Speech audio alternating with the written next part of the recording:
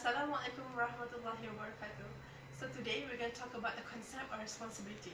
What is responsibility? Responsibility is an obligation that one must fulfill that of course has a consequence if it ends in failure. So one of the concept of responsibility is action. Action is part of our behavior that is guided by reasons. We are responsible for all of our actions. And there is no action that has no responsibility. But one thing that you must understand, whatever action that you do, they always have an alternative to it. And of course, that action can either be good or bad, reasonable or irrational, morally accepted or immoral, and etc. Thank you. Assalamu alaikum. I'm going to talk about the convictions in this article. Convictions guide actions.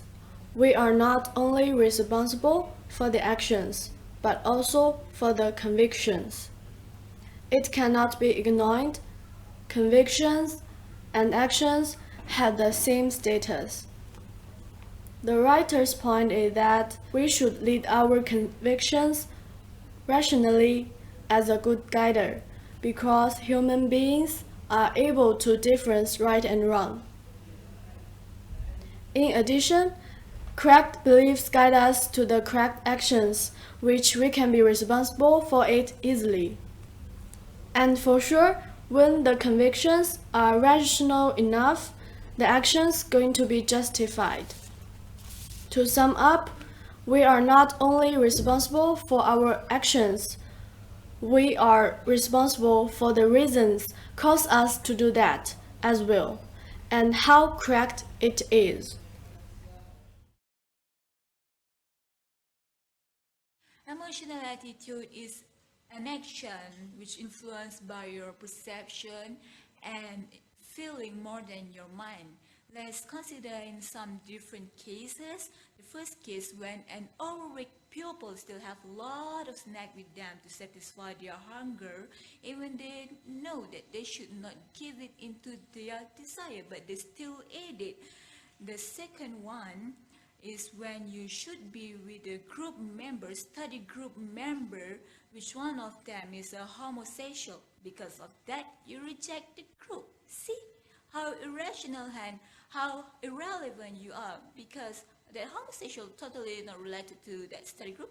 The third one, when arachnophobic pupils scared of certain insect, they know the insect totally not dangerous for them, but they're still afraid of it and they admit it. That's how emotional influence them. That is emotional attitude. Assalamualaikum, I'm Asaya. I'm going to present my part of the article. When a person makes a decision, after this, he or she is going to take the action for the decision. He must be responsible for his action, beside with the consequence of the action. There are some points that I summarized from my part. Firstly, the responsibility is not a single. If everyone participates, they should take the responsibility from their part. The writer also gives us the example from the plane crash. When people investigate the reason, it must from a lot of parts and different related people. Secondly, for the result that you cannot control, some parts say we don't have any responsible for this. But if the action has done by you in the beginning, you should take the responsibility that you deserve. That means before you do everything, you should think about and be ready to accept the consequence of the consequence that probably appeared in the end. Thirdly, people should care about others. In order to avoid the people assume the part they should not take in the beginning. The best way, which is to put yourself into other shoes. The writer also gives us example to let us understanding that in a short, I'm responsible for my behavior and you are responsible for your behavior.